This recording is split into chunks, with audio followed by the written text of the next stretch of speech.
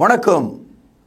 தேசிய வேதாகம கல்லூரி மாணவ கண்மணிகளே, தோழர்களே, பெற்றோர்களே, உலகளாவிய என் தமிழ் சொந்தங்களே, தேவனுக்கு நன்றியும் உங்களுக்கு என்னுடைய அன்பையும் வணக்கத்தையும் தெரிவித்துக் கொள்கிறதிலே மகிழ்ச்சி அடைகிறேன்.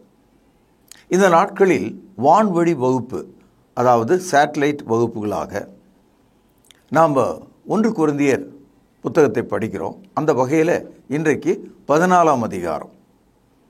இந்த 14ஆம் அதிகாரத்தில் 40 வசனங்கள் இருக்கிறது. இந்த 40 வசனங்களை படிக்கும்போது கிறிஸ்தவத்தில் உள்ள 3வது பிரிவு மக்கள், அதாவது பெந்தேகோஸ்து அமைப்பு மக்கள், இந்த அதிகாரத்தில் உள்ள பல விஷயங்களை அவர்கள் சொந்தம் கொண்டாடுகிறார்கள். அவர்கள் நம்புகிற கருத்துக்கள் சரி என்று நினைக்கிறார்கள். அது அவர்களுடைய விருப்பம். ஆனால் ஒரு புத்தகத்தை படிக்கும்போது புதிய ஏற்பாடு நமக்கு ஒரு அடிப்படை விஷயத்தை சொல்கிறது. அதாவது 2 தீமோத்தேயு 2வது அதிகாரம் 15வது வசனத்தில் சத்திய வசனத்தை நிதானமாக பகுத்து போதிக்க வேண்டும், rightly dividing the word of truth என்ற ஒரு கொள்கை இருக்கிறது. அப்படினால் பைபிளில் இருக்கிற எல்லாவற்றையும் நாம் படித்தாலும் அதை பகுத்து படிக்கணும். அது நமக்குரியதா என்று நாம் கவனிக்கணும்.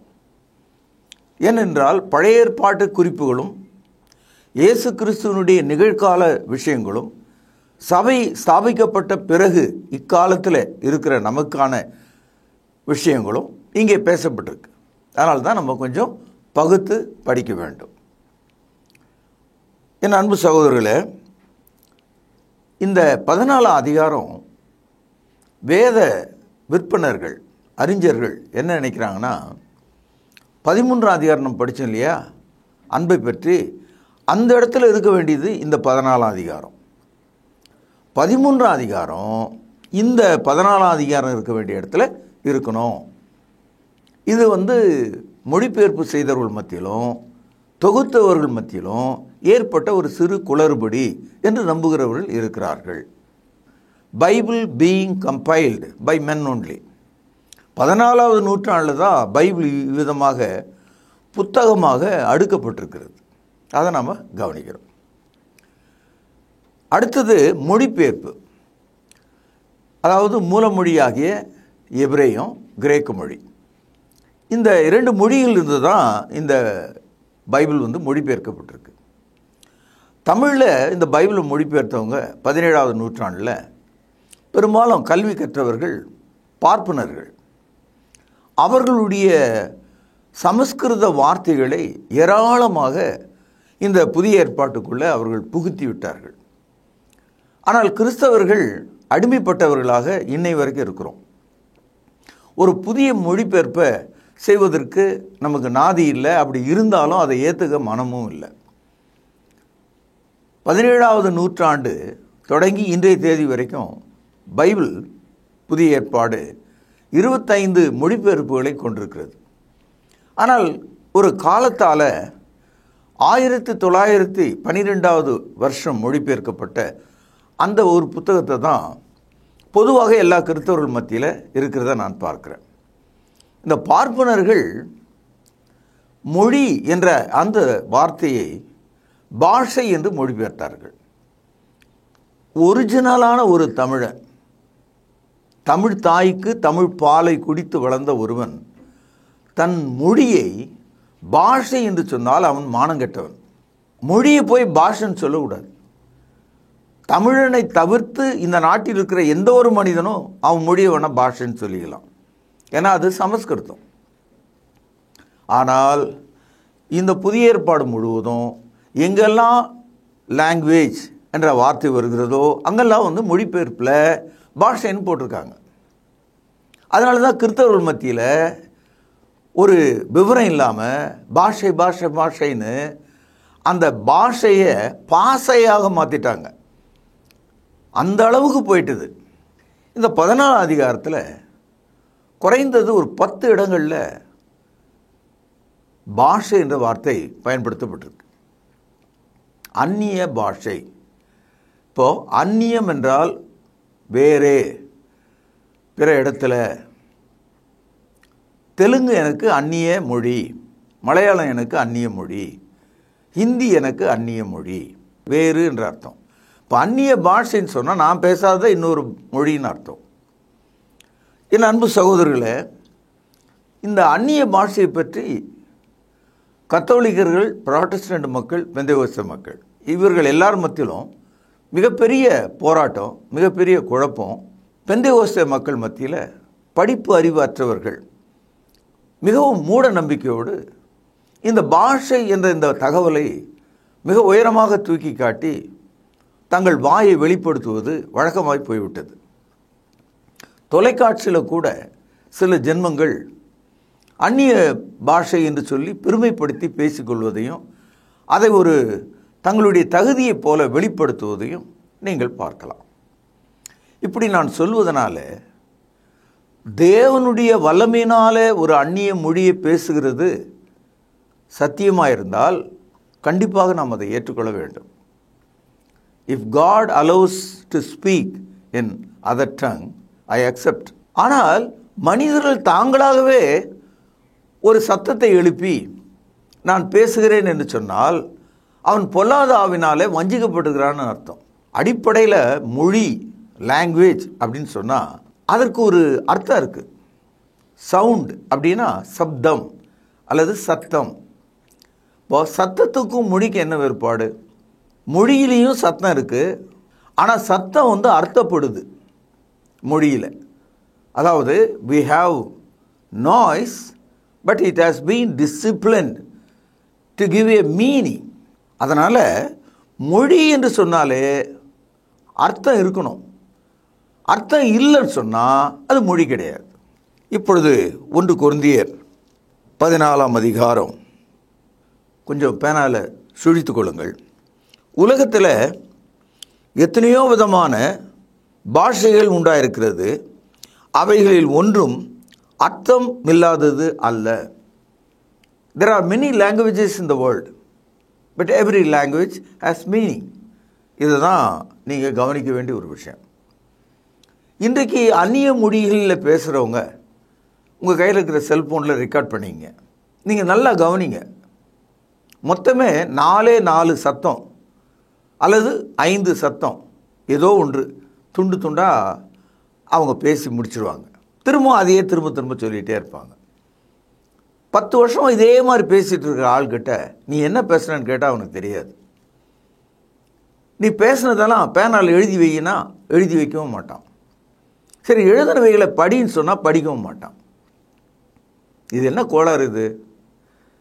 ஆகவே இந்த அந்நிய மொழியில் பேசுகிறவர்கள் ஏன் இப்படி 4 வார்த்தை துண்டு துண்டாக பேசி அதையே தொடர்ந்து பேசிக்கொண்டே இருக்கிறார்கள்? வண்டு ரீங்காரம் இடுவது போல தொடர்ந்து அவர்கள் பேசுவதை நீங்கள் பார்க்கலாம்.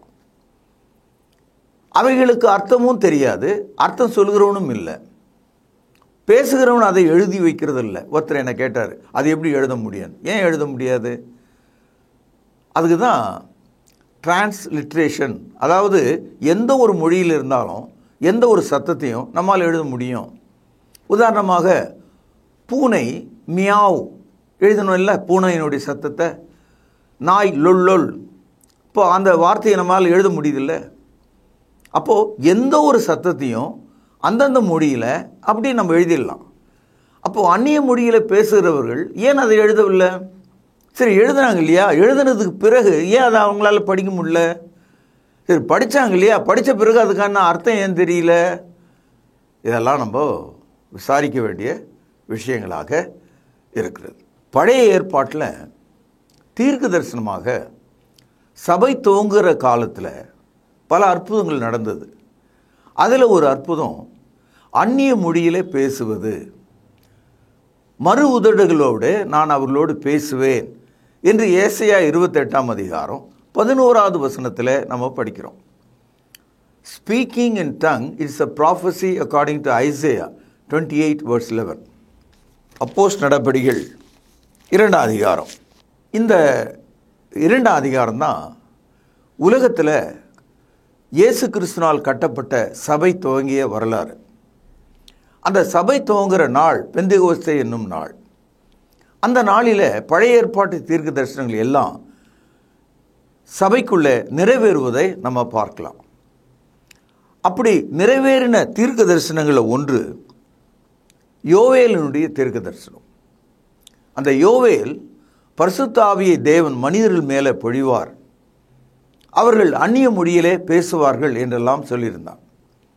இதை யோவேல் 2ஆம் அதிகாரத்தில் நீங்கள் படிக்கலாம். அதே மாதிரி அப்போஸ்தலர் நடபடிகள் 2ஆம் அதிகாரத்தில் யோவேல் தீர்க்க தரிசனம் நிறைவேறினது, நிறைவேறி கொண்டிருக்கிறது என்று அப்போஸ்தலர் நடபடிகள் 2ஆம் அதிகாரம் 16வது வசனத்தில் நாம் படிக்கிறோம். பரிசுத்த ஆவியானவர் அப்போஸ்தலர் மீது பொழியப்பட்ட போது பாருங்கள், அப்போஸ்தலர் நடபடிகள் 2ஆம் அதிகாரம் 4வது வசனத்தினுடைய கடைசி வரி பாருங்கள். ஆவியானவர் தங்களுக்கு தந்தருளின, கவனிங்கள், வரத்தின்படியே, வரம் என்றால் கிஃப்ட், வெவ்வேறு பாஷைகளில், டிஃப்ரெண்ட் லாங்குவேஜஸ், பேசத் தொடங்கினார்கள். they began to speak. சத்தம் போட்டார்கள் என்று இல்லை, பேசத் தொடங்கினார்கள். பேசுதலுக்கும் சத்தம் விடுவதுக்கும் எவ்வளோ பெரிய வேறுபாடு. பேசுதல் என்பது அறிவுடைய செயல், வார்த்தைகளின் வெளிப்பாடு, அர்த்தங்களை நாம் புரிந்து கொள்ளலாம். மனிதர்களிடத்தில் தங்களுடைய எண்ணங்களை பேச்சு வடிவிலே அவர்கள் மாற்றிக்கொள்கிறார்கள். நீங்கள் போய் செவுத்தரில் பேச முடியாது, மரத்தாண்ட பேச முடியாது, மனுஷங்கிட்ட தானே பேச முடியும். அப்போ பேசுதல் அர்த்தமுடையதாக இருக்க வேண்டும். கவனிப்போம், இந்த மாதிரி அவர்கள் பேசும்போது அன்றைக்கு எருசலேம் நகரத்தில் இருந்த மக்கள் அதை கேட்டார்கள். ஏதோ ஒரு வான வேடிக்கை மாதிரி, வெடிச்சத்தம் மாதிரி, அந்த மாதிரி அவங்க கேட்கல, மனிதர்கள் பேசுவதாகவே கேட்டிருக்காங்க. பாருங்கள், 2ஆம் அதிகாரம் 7வது வசனம். எல்லாரும் பிரமித்து ஆச்சரியப்பட்டு ஒருவரை ஒருவர் பார்த்து, கவனிங்கள், இதோ பேசுகிற இவர்கள் எல்லாரும் கலிலேயர்கள் அல்லவா. இந்த இடத்துல பேசிக்கொண்டிருந்தவர்களுடைய தாய்மொழி கலிலேய மொழி. இப்பொழுது அவர்கள் வேறு மொழிகளை பேசுகிறார்கள். இதுதான் அதனுடைய அர்த்தம். பேசுகிறவர்கள் எல்லாரும் கலிலேயர்கள் அல்லவா. இப்பொழுது 8வது வசனம். அப்படி இருக்க நாம் அவரவர் ஜென்ம பாஷையில் இவர்கள் பேச கேட்கிறோமே எப்படி. அதை கேட்டுக்கொண்டிருந்த சுமார் 16 வித்தியாச மொழிகளை பேசிக்கொண்டிருந்த மக்கள் அன்றைக்கு எருசலேம் நகரத்தில் பெந்தெகோஸ்தே பண்டிகையை கொண்டாடுவதற்காக வந்திருந்தாங்க. அவர்கள் என்ன சொல்கிறாங்க, நம்முடைய மொழியில் அவங்க பேசுகிறது எப்படி நமக்கு புரியுது, அப்படியானால் அவர்களுக்கு நம்முடைய மொழி எப்படி தெரியும்? புரியுதா உங்களுக்கு? கலிலேய மொழி பேசுகிறவனுக்கு எப்படி லத்தீன் மொழி தெரிஞ்சது, மற்ற மொழிகள் எப்படி புரிந்தது? அவன் நம்ம மொழியில் பேசுகிறானே. இப்போ இங்கிருந்து நீங்கள் டெல்லிக்கு போய் அங்கே சரளமாக ஹிந்தி பேசுனீங்கன்னா என்ன ஆகும்? இங்கிருந்து நீங்கள் கல்கத்தா போய் இறங்கின உடனே அசாம் மொழியில் நீங்கள் அங்கே பேசுனீங்கன்னா அங்கே இருக்கவும் ஆச்சரியப்படுவான். பா, நம்மளை விட என்ன சூப்பராக பேசுகிறாயவன் அப்படிலாம் நினைப்போம் இல்லை? அடுத்தது அவங்க பேசுனதை அவங்க கேட்டாங்களே, அவங்க என்ன சொல்கிறாங்க, என்ன பேசுனாங்கன்னு கூட அர்த்தம் சொல்கிறாங்க.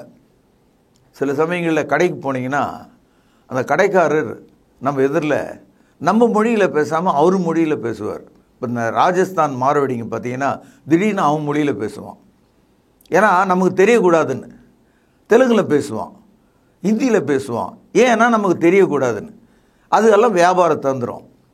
ஆனால் அன்றைக்கு அவர்கள் பேசுனதை, என்ன பேசுனாங்கன்ற அந்த கண்டென்ட்டை, அந்த கருத்தை அவங்க விளங்கிட்டாங்க. பாருங்கள், அப்போஸ்தலர் நடபடிகள் 2ஆம் அதிகாரம் 11வது வசனம். கிரேத்தரும் அரேபியருமாகிய நாம், பேனால் அடிக்கோடிடுங்கள், நம்முடைய மொழிகளிலே, பாஷைகளிலே இவர்கள் தேவனுடைய மகத்துவங்களை பேச கேட்கிறோமே என்றார்கள். அப்போது பேசினவங்க உளர்னாங்களா, குற்றம் சாட்டினாங்களா, கெட்ட வார்த்தை சொன்னார்களா, என்ன சொன்னார்கள், என்ன பேசினார்கள்? தெளிவாக இங்கு இருக்கிறது. தேவனுடைய மகத்துவங்களை பேசுகிறார்கள். They are speaking about the glory of God. இப்போ பேசினவர்களுக்கு தாய்மொழி இருக்கிறது, இன்னொரு மொழியிலே அவர்கள் பேசுகிறார்கள். கேட்டவர்கள் தங்களுடைய மொழியிலே புரிந்து கொண்டு என்ன மொழியிலே எதற்காக என்ன பேசினார்கள் என்ற எல்லா தகவலும் இங்கே அடங்கியிருக்கு. என் அன்பு சகோதரர்களே, நான் நடுநிலையாக இதை எடுத்து உங்களுக்கு சொல்லும்போது நீங்கள் ஓரங்கட்டக்கூடாது. உங்களுக்குன்னு ஒரு எண்ணம் இருக்கும், உங்களுக்குன்னு ஒரு நம்பிக்கை இருக்கும். இதையெல்லாம் உங்கள் மனதில் நீங்கள் ஏற்றி வளர்த்து வச்சுருக்கீங்க. அதை தான் நான் எப்போவுமே சொல்லுவேன், மூளைச்சலவை கொள்கை, பிரெயின் வாஷிங் டீச்சிங். அதாவது உங்களுடைய பிரெயின் இப்படி தான் வேலை செய்யணும்னு வாஷ் பண்ணி வச்சுருவான், கழுவிடுவான் யாரோ ஒருத்தன். சபைகளில் அந்தந்த சபை அவங்க சொல்கிற கருத்துக்களை மட்டும் நம்பும்படி மனிதர்களுடைய மூளையை கழுவிடுறான். அதுக்கப்புறம் அவனை திருப்பி போட்டால் கூட அவன் திருந்துறதா இல்லை. என் அன்பு சகோதரர்களே, நீங்கள் அப்படி இருக்கக்கூடாது. எத்தனையோ முறை நான் பார்த்துருக்கேன், கரப்பாம்பூச்சியை கவுத்து போட்டால் ரொம்ப கஷ்டப்பட்டு அது திரும்பிடுது. அதே மாதிரி முதலையை திருப்பி படுக்க போட்டோம்னா எப்படியோ கஷ்டப்பட்டு அது திரும்பிடுது. அது மாதிரி உங்கள் வாழ்க்கையில் நீங்கள் தவறான ஒரு கருத்தின் கீழே இது வரைக்கும் இருந்தால் தலைகீழாக மாறி சத்தியத்தை புரிஞ்சுங்க. இப்படியே இருக்கணும்னு அவசியம் இல்லை. நாம் பிறந்தது தேவனுடைய சித்தம், நாம் வாழ்வது தேவனுடைய சித்தம், நாம் ரட்சிக்கப்பட்டிருக்கிறது தேவனுடைய சித்தம், நாம் பரலோகத்துக்கு போவது தேவனுடைய சித்தம். அந்த மனிதன் இந்த மனிதன், அந்த கோட்டு இந்த கோட்டு, இதெல்லாம் நம்பாதீங்க. இந்த மூட்டைகளும் புலிகளும் இந்த வழுக்கைகளும் இந்த நட்சத்திரங்களும் உங்களை ஏமாத்திரும். சத்தியத்தையும் அறிவீர்கள், சத்தியம் உங்களை விடுதலையாக்கும். யோவான் 8:32. அதனால் சத்திய வழியில் நடக்கும்படி நீங்கள் பாருங்கள். இப்படி நான் சொல்கிறதுனால அந்நிய பாஷை, அந்நிய மொழி கிடையவே கிடையாது அப்படின்னு நான் சொல்லவே மாட்டேன். தேவனுக்கு சித்தமானால் அவரால் அந்நிய பாஷையாகிய மொழியை நமக்கு தர முடியும். உதாரணமாக ஒரு தீர்க்கதரிசி ஒரு கழுதை மேலே ஏறின்னு போனார். அந்த தீர்க்கதரிசி தவறாக நடந்து கொண்டார். தேவன் அவனை எப்படி திருத்தினார்னா, அவன் உட்கார்ந்து போன அந்த கழுதியை வச்சு திருத்தினார்.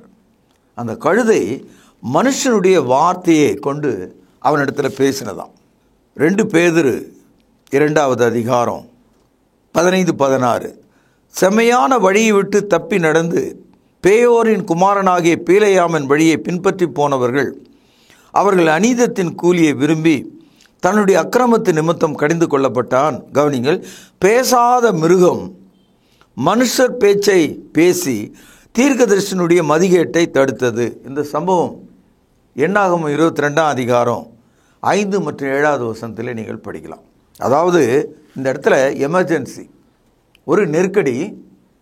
அந்த தீர்க்கதரிசியை திருத்துவதற்கு தேவன் அவன் ஏறி சென்ற கழுதையை கொண்டு கழுதையினுடைய வாயை திறந்து மனித மொழியை பேசும் ஆற்றலை அதற்கு கொடுத்திருக்கார். அப்போ தேவனால் ஒரு புதிய மொழியை நமக்கு கொடுக்க முடியும் என்றது தான் நான் உங்களுக்கு சொல்ல வரேன். God can use the change of languages in our tongue. தேவனுக்கு அந்த வல்லமை உண்டு. ஏன்னா தேவன் தான் எல்லா மொழிகளையும் இந்த உலகத்துக்கு தந்தவர். ஆதியாகமம் 11ஆம் அதிகாரத்தில் படிக்கிறோம், எல்லா மொழிகளுக்கும் தேவன் காரணராக இருக்கிறார். இங்கே பாருங்கள், பவுலடியார் சொல்கிறாரு, 1 கொரிந்தியர் 14ஆம் அதிகாரம் 18வது வசனம், உங்கள் எல்லாரிலும் நான் அதிகமாய் பாஷைகளை பேசுகிறேன், இதற்காக என் தேவனை ஸ்தோத்திரிக்கிறேன். இந்த வசனத்தை ஒரு பெந்தகோஸ்து சபையில் போய் கேட்டிங்கன்னா பாருங்கள், பவுலப்போஸ்தலரே அந்நிய பாஷையில் அதிகமாக பேசுவதாக சொல்கிறாரு அப்படின்னு அவங்க பேசுவதற்கான ஆதாரமாக இதை எடுத்து காட்டுறாங்க. ஆனால் பவுலடியார் என்ன சொல்கிறாரு, நான் போகிற இடம்லாம் எருசலேம் நகரம், தமஸ்கு, அந்தியோகியா அப்படியே ஆரம்பித்து மத்திய ஆசியா முழுவதும் 3 சுவிசேஷ பயணங்களை, 4வது சுவிசேஷ பயணம் கடைசி ரோமாபுரிக்கு. ஆக இந்த அப்போஸ்தலர் நடபடிகள் 11வது அதிகாரம் ஆரம்பித்து 28வது அதிகாரம் வரைக்கும் ஏறக்குறைய 500க்கு மேற்பட்ட நாடுகளுக்கு, சிறு சிறு பட்டணங்களுக்கு அப்போஸ்தலனாகிய பவுல் போயிருக்கார். அப்போஸ்தலனாகிய பவுல் வாழ்ந்த காலத்தில் குறைந்தபட்சம் 60 வித்தியாசமான மொழி பேசுகிற சூழ்நிலைகள் அவருக்கு ஏற்பட்டிருக்கும். அப்போது அவருக்கு இந்த மொழியெல்லாம் எப்படி கிடைச்சிது? அவர் அங்கே போய் பேசணுன்னா அவருடைய வாயிலிருந்து அவருக்கு தெரிஞ்ச எபிரேய மொழியில் தான் அவரால் பேச முடியும். கூட இருக்கிற ஆளுக்கும் எபிரேய மொழி தான் தெரியும்னா மொழிபெயர்ப்பாளர் இல்லை அங்கே. when there is no translator, how can Apostle Paul could address the people? Therefore he had a miraculous tongue. தேவன் அவனுக்கு வேறு மொழிகளில் பேசும் ஆற்றலை கொடுத்தார். புரிஞ்சுதுங்களா? இப்போது உங்களுக்கு மொழி தெரியாத இடத்துல மாட்டிக்கிட்டீங்கன்னா நீங்கள் எவ்வளோதான் சத்தம் போட்டாலும் பயனில்லை. ஒரே ஒரு வழி தான் இருக்குது. பசி எடுக்குது, தாகமாக இருக்குது, தலை வலிக்குது, வயிற்றில் ஒன்றும் இல்லை, சைகை மொழி தான் பேச முடியும். சைகை மொழியால் சுவிசேஷத்தை சொல்ல முடியுமா? அப்போது மொழி தேவை.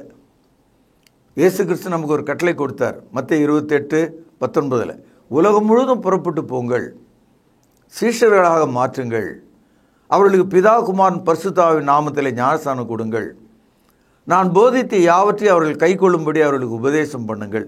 இதெல்லாம் செய்யணும்னா மொழி தேவை. அப்படியானால் அவர் கலாத்தியாவுக்கு போகும்போது கலாத்திய மொழி தேவைப்பட்டது. எபேசுக்கு போன போது எபேசு மொழி அவருக்கு தேவைப்பட்டது. பிலிப்பு நாட்டுக்கு போன போது பிலிப்பிய மொழி தேவைப்பட்டது, அல்லது இவைகளுக்கெல்லாம் பேஸாக இருக்கிற கிரேக்க மொழி தேவைப்பட்டது. ரோமாபுரிக்கு போன போது லத்தீன் மொழி தேவைப்பட்டது.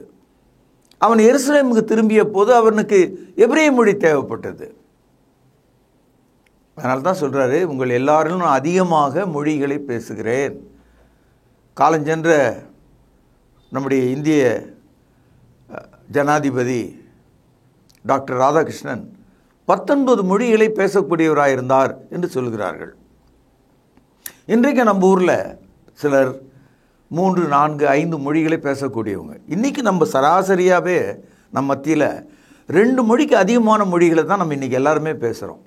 தமிழ், ஆங்கிலம், அதை விட்டால் இன்னொரு மொழி கண்டிப்பாக நமக்கு தெரியும். ஆகவே இந்த அந்நிய மொழிகளை பேசுதல் என்பது என்ன என்பதை நீங்கள் விளங்கிக்கணும். அது உண்மையாகவே தேவன் கொடுத்த வரமாக இருந்தால் கடவுளுக்கு நாம் நன்றி செலுத்தலாம். அப்படி நீங்கள் பேசுவதாக இருந்தால் முதல்ல உங்களுக்கு அர்த்தம் தெரியணும்னு சொல்கிறார். அர்த்தம் வேற, மற்றவங்களுக்கு சொல்லணும்னு வேற சொல்கிறார். இங்கே தான் இருக்குது சிக்கல். கடவுள் எனக்கு கொடுத்தாருன்னு சொல்லிட்டு எல்லா ஆளும் பேச ஆரம்பிச்சிட்டான். அர்த்தம் கேட்டால் அவனுக்கும் தெரியல, கேட்குறவனுக்கும் புரியல. அப்போ இந்த குழப்பத்தை எப்படி தீர்ப்பது? அதை தான் இந்த 1 கொரிந்தியர் 14வது அதிகாரத்தில் அடிப்படை விஷயமாக பேசுகிறார். பாருங்கள், 1 கொரிந்தியர் 14:40வது வசனம். சகலமும் நல்லொழுக்கமாயும் செம்மையாயும் செய்யப்பட கடவுது. Let all the things done decent in order. அதாவது வீடு காலி பண்ணி போகிறவங்க வீட்டில் இருக்கிற எல்லா பொருளையும் கீழே இறக்கி வச்சுருவாங்க. ஒழுங்காக அலங்காரமாக வீட்டில் அடக்கி வச்சுருந்த பொருளெல்லாம் குப்பையாக கீழே நடு வீட்டில் இருக்கும். அது மாதிரி சபையானது இருக்கக்கூடாது. எது எங்கே இருக்கணுமோ அங்கே இருக்கணும், எதை எங்கே வைக்கிறோமோ அங்கே வைக்கணும். சகலமும் எப்படியா நல்லொழுக்கமாயும் கிரமமாயும் செய்யப்பட கடவுள். அப்படியானால் சபைக்குள்ள தேவன் கொடுத்த வரங்களை நாம் தவறாக பயன்படுத்தக்கூடாது. இன்றைக்கி நீங்கள் பார்த்தீங்கன்னா இந்த பெந்தகோஸ்து சபையில் இப்போ கொஞ்சம் பரவாயில்ல. நான் சொல்கிறது ஒரு 10 வருஷத்துக்கு முன்னால் சபைகளில் மக்கள் சபைக்குள்ளே போகும்போதே அந்நிய மொழியில் பேசிட்டு போவாங்க, வரும்போதும் பேசிக்கிட்டே வருவாங்க. மெய்மறந்த ஒரு பரவச நிலையில் இருப்பாங்க. அது அவர்களுக்கு ஒரு ஆசீர்வாதமாக அன்பாக தெரிந்தது. அது அவங்களுடைய பர்சனல் இஷ்யூ, அதை நான் தலையிட விரும்பலை. ஆனால் பாவம், அந்த சகோதரர்கள் வஞ்சிக்கப்பட்டிருக்காங்க. அவங்க உணர்வை தாண்டி அவங்க போயிட்டாங்க. They are deceived, mentally brainwashed. ஆகவே அந்த நிலைக்கு அவர்கள் தள்ளப்பட்டாங்க. அதனால் சொல்கிறாரு, நீங்கள் இந்த மாதிரி இருந்தீங்கன்னா 10 பேர் உங்களை பார்த்தா அவன் என்ன சொல்லுவான்னு கேட்குறார். என்ன சொல்லுவான் என்பதை நீங்களே படித்து தெரிஞ்சுங்க. 1 கொரிந்தியர் 14வது அதிகாரம் 23வது வசனம். ஆகையால் சபையார் எல்லாரும் ஏகமாய் கூடி வந்து எல்லாரும் அந்நிய பாஷைகளிலே பேசிக்கொள்ளும்போது, கவனிங்கள், பேனால் அடிக்கோடிடுங்கள், கல்லாதவர்களாவது அப்படின்னா அன்எஜுகேட்டட், அவிசுவாசிகளாவது அப்படின்னா அன்பிலீவர்ஸ் உள்ளே பிரவேசித்தால் நல்லா கவனிங்க. அவர்கள் உங்களை, நான் சொல்ல கவனிங்க, பேனால் அடிக்க விட்டுடுங்க, பைத்தியம் பிடித்தவர்களாக எண்ணுவார்கள் அல்லவா? இந்த கருத்தை நான் சொல்ல. என்ன சொல்கிறாரு? உங்கள் நடுவில் யாராவது வெளியிருந்து வந்தால் அவன் உன்னை என்ன நினைப்பானா? பைத்தியம் பிடிச்ச ஆள். ஏன்னா பைத்தியம் பிடித்தவனுக்கு என்ன பேசுகிறோம் என்று தெரியாது. அவன் கூச்சல் இடுவான், அவன் சத்தம் போடுவான், அவன் என்ன வேணால் செய்வான். அர்த்தமே இல்லாததுக்கு. என்ன அன்பு சகோதரர்களே, இந்த வசனத்தை எடுத்து காட்டுறதுனால உங்கள் மனம் புண்பட வேண்டும் என்பது என்னுடைய நோக்கம் அல்ல. நான் முழு நிச்சயமாக நம்புகிறேன், புதிய ஏற்பாட்டு காலத்தில் தேவன் அந்நிய மொழியை சுவிசேஷத்தை சொல்லுவதற்காகவும் தேவனை மகிமைப்படுத்துவதற்காகவும் மனிதர்களுக்கு தேவன் கொடுத்தார். அவர் அப்படி கொடுத்து இன்றைக்கி 2000 வருஷம் ஆச்சு. இன்றைக்கி கொடுப்பாரா அந்நிய மொழின்னு கேட்டால் சபையில் பல பிரிவுகள் இருக்குது. நான் என்ன சொல்கிறேன்னா, ஆண்டவருக்கு சித்தமானால் அவர் கொடுக்கட்டும், அல்லது அவனுக்கு கொடுக்கட்டும். நான் தேவனை யார் தடை செய்வதற்கு? Who I am to stop God? ஆனால் அவர் கொடுக்காமல் இருக்கும்போது நான் பேசுகிறேன்னு சொன்னால் நான் பிசாசனுடைய தூதனாக இருக்கிறேன். புரிஞ்சுதா? அதனால தான் நான் உங்களுக்கு சொன்னேன், நான் நடுநிலையாக உங்களுக்கு இந்த சத்தியத்தை சொல்கிறேன். கடவுளுக்கு சித்தமானால் அவர் வரங்களை எப்போது வேண்டுமானாலும் கொடுக்கலாம். முடிந்து விட்டது, செய்ய முடியாது, இனிமேல் கிடையாது அப்படின்னு சொல்கிறதுக்கு எனக்கு எந்த அதிகாரமும் கிடையாது. ஆனால் ஒரு அதிகாரம் என்னிடத்தில் இருக்கிறது, வேதவசனத்தை பகுத்து படிப்பது. வேதவசனத்தை பகுத்து படிக்கும்போது உலகத்தில் எத்தனையோ பாஷைகள் இருக்கிறது, அதில் எல்லாவற்றுக்கும் அர்த்தம் இருக்கிறது. ஆகவே அர்த்தம் உள்ள ஒரு மொழியில் பேசும்போது அது அர்த்தம் விளங்கணும். அர்த்தம் சொல்லப்படாமல் போனால் மக்கள் என்னை பைத்தியம் என்று சொல்வார்கள். இது எனக்கு புரியுது. 1 கொரிந்தியர் 14 அதிகாரம் 5வது வசனம், நீங்கள் எல்லாரும் அந்நிய பாஷையை பேசும்படி விரும்புகிறேன். பவுலடியார் இதை எவ்வளோ தெளிவாக சொல்கிறார் பாருங்க. ஆகிலும் அந்நிய பாஷைகளில் பேசுகிறவன், கவனிங்கள், சபைக்கு பக்தி விருத்தி உண்டாகும்படிக்கு அர்த்தத்தையும் சொல்லாவிட்டால். அப்போது அந்நிய மொழியிலே பேசுகிறவர்கள் அர்த்தம் சொல்ல வேண்டும். நீ என்ன பேசினா என்று சொல்ல வேண்டும். இங்கே தான் கள்ள தீர்க்கதரிசிகள் உள்ளே வந்து உங்களை வஞ்சித்து தேசத்தை ஏமாற்றி இல்லாத பொல்லாதவையெல்லாம் கர்த்தர் எனக்கு சொன்னார் அப்படின்னு சொல்லிட்டு பொய் சொல்வதை நம்ம பார்க்குறோம். அவர்கள் சிறைச்சாலையில் இருக்கிறார்கள், அவர்கள் நீதிமன்றங்களில் இருக்கிறார்கள், அவருடைய கணக்கு வழக்குகள் விசாரிக்கப்படுகிறது. இந்த தேசத்தில் இப்படிப்பட்ட புராடுகள், இப்படிப்பட்ட கள்ள தீர்க்கதரிசிகளை அவமானப்படுத்துகிறத கிறிஸ்தவம் வேதனையோடு பார்க்கிறத நாம் இன்றைக்கும் நம்ம பார்க்கிறோம். 1 கொரிந்தியர் 14 அதிகாரம் 27வது வசனம், யாராவது அந்நிய பாஷையிலே பேசுகிறது உண்டானால் அது 2 பேர் மட்டும் அல்லது மிஞ்சினால் 3 பேர் மட்டும் அடங்கவும், அவர்கள் ஒவ்வொருவராய் பேசவும் ஒருவன் அர்த்தத்தை சொல்லவும் வேண்டும். இப்போது முதல் நூற்றாண்டு காலத்தில் பரிசுத்த ஆவியானவர் நேரடியாக பொழிந்த அந்த காலத்தில் வாழ்ந்த மக்கள் அந்நிய மொழியில் பேசும்போது அதற்கு அர்த்தம் சொல்ல வேண்டும்.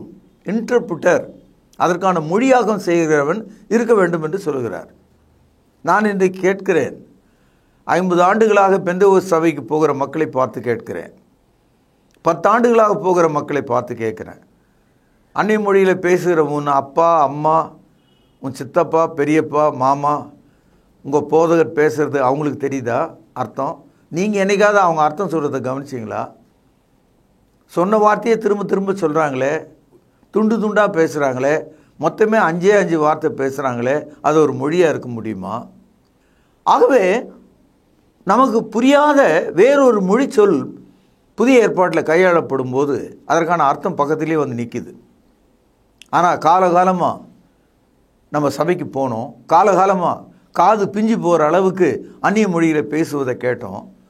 அர்த்தம் நமக்கு தெரியாது, பேசுகிறவனுக்கும் தெரியாது, எழுதவும் முடியாது, படிக்கவும் முடியாது, பொருள் தெரியாது. இது என்ன நிலை என்று நீங்கள் யோசித்து கொள்ளுங்கள். தேவன் கலகத்துக்கு காரணர் அல்ல. இதை நீங்கள் முதல்ல புரிஞ்சுக்கணும். 1 கொரிந்தியர் 14 அதிகாரம் 33 வசனம், தேவன் கலகத்துக்கு தேவனாயிராமல், God is not author of confusion. அப்போது தேவன் நமக்கு கலகம் செய்கிறாரா? அவனுக்கு மொழியை கொடுத்து இவனுக்கு கொடுக்கல. நீங்கள் சபையிலலாம் பார்த்தீங்கன்னா ட்ரைனிங் கொடுக்குறாங்க, அந்நிய மொழியில் பேசுவது எப்படின்னு தலையில் அடித்து முடியை பிச்சு சொல்லி கொடுக்குறாங்க. இப்படியெல்லாம் அப்போஸ்தலர் காலத்தில் நடக்கலை.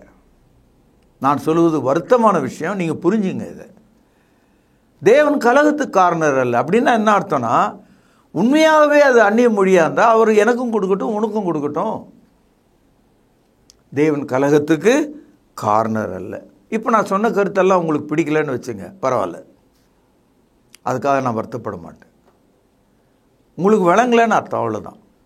1 கொரிந்தியர் 14 அதிகாரம் 38 வசனம், சுழியிடுங்கள். ஒருவன் அறியாதவனாய் இருந்தால் அவன் அறியாதவனாய் இருக்கட்டும். If you want to be an ignorant, be ignorant. எப்படி முடிச்சிட்டார் பார்த்தீங்களா? உங்களுக்கு இதை புரிஞ்சுக்க விருப்பம் இல்லை, தெரிஞ்சுக்க விருப்பம் இல்லை, உணர விருப்பம் இல்லை, அப்படியே இருந்துரு. ஆகவே என் அன்பு சகோதரர்களே, இந்த நாளில் மிக ஆழமான ஒரு சத்திய பகுதியை நம்ம பேசணும். இதை கொண்டு நான் பல மணி நேரம் என்னால் பேச முடியும், ஆனால் நேரம் இல்லை. சொன்னவைகளை கோபம் இல்லாமல் நல்ல மனதோட, இந்த வசனம் இப்படி சொன்னால் சரியாக இருக்குமா, அல்லது நாம் இது வரைக்கும் நினைக்கிற மாதிரி தான் அது நடக்குதா, நீங்கள் அதை சோதித்து பார்க்க உங்களுக்கு முழு உரிமை இருக்கிறது. ஆகவே இந்த அற்புதமான செய்தியை நான் இங்கே நிறைவு செய்கிற. நாளை நாம் சந்திப்போம், பிரார்த்தனை செய்வோம். மகா பரிசுத்த நிறைந்த அற்புதமான தகப்பனே, தேவரீர் நீர் ரட்சிக்கப்படுகிற உமது மக்கள் மத்தியில் கலகங்களை செய்கிற தேவன் இல்லை என்ற இந்த சத்தியம் எங்களுக்கு ஆச்சரியத்தை கொடுக்கிறது.